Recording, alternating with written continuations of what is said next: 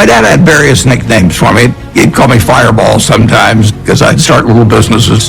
He didn't care about money at all. He believed very much in having an inner scorecard and I never worry about what other people are thinking about you. You know, just if you know why you're doing what you're doing, that's good enough. When I want to do something, I always want to do it big. I've said many times that 65 or 70 and the people that you want to have love you actually do love you, you're a success. Some people should not own stocks at all because they just get too upset with price fluctuations. If you're going to do dumb things because your stock goes down, you shouldn't own a stock at all. The first books I read on investment were actually in my dad's office. I just read and read and read. I probably read 5 to 6 hours a day. I mean, I figured out very early, you don't have to be that smart at this business, which is fortunate, but you do have to have the right temperament. The best gift I was ever given was to have the father that I had when I was born. Known as the Oracle of Omaha, the 91-year-old Warren Buffett is one of the most successful investors of all time. He went from buying his first stock at age 11 to running Berkshire Hathaway, a multinational holding company with total assets nearing $1 trillion. Often appearing on lists alongside Bill Gates and Elon Musk, his current net worth is $105 billion, placing him as the 7th richest person in the world. Despite such enormous wealth, he maintains a simple lifestyle. He lives in the same home that he bought back in 1958 for $31,500.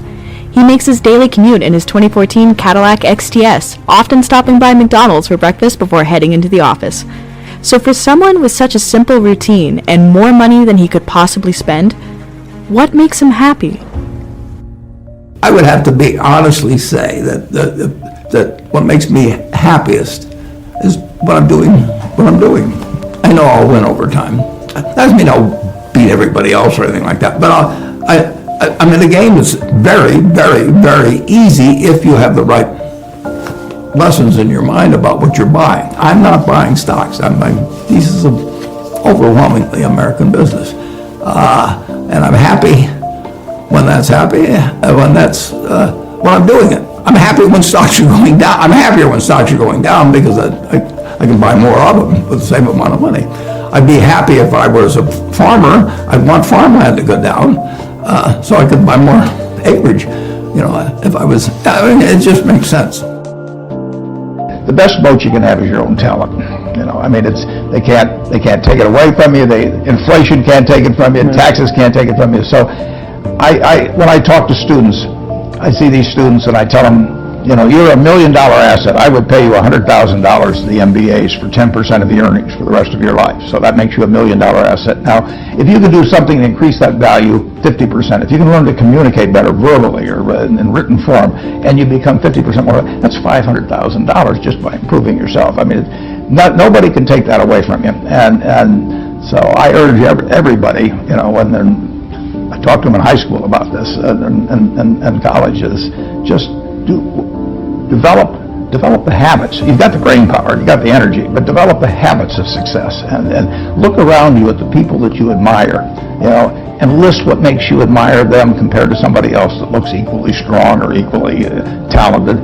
And those are things that you can do. I mean, just write them down and you know, people like people that they like them if they're humorous, if they're friendly, if they give credit to the other fellow. I mean, and they don't like them if they're stingy, you know, or they overstate and overpromise and all those sort of things. Well, that's a decision you make. So I encourage everybody to build your own moat around yourself.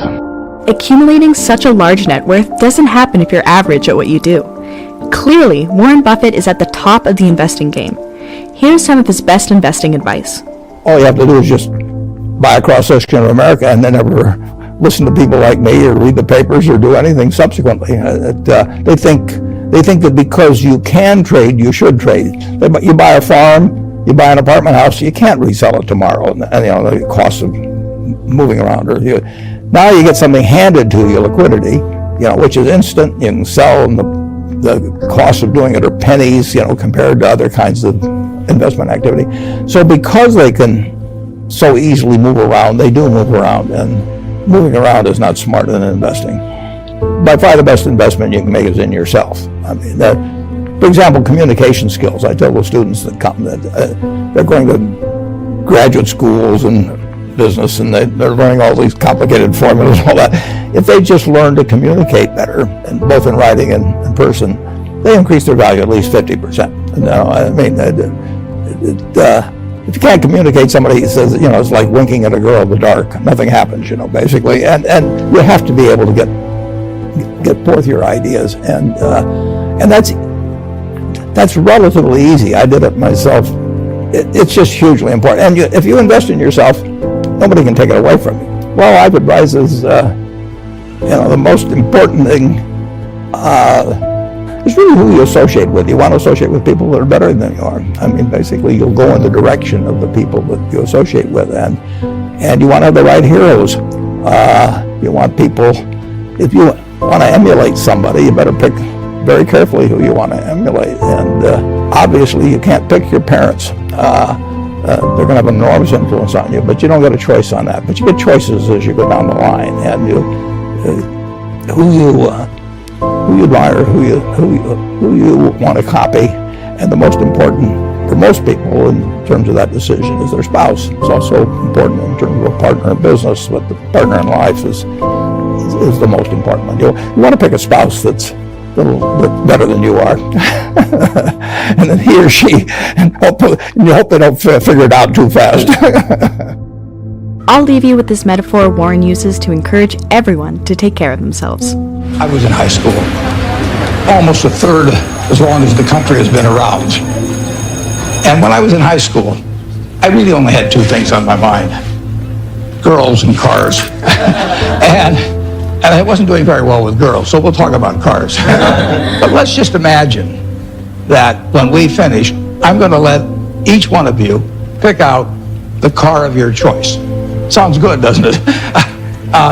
Pick it out, any color, you name it. It'll be tied up with a bow, and it'll be at your house tomorrow.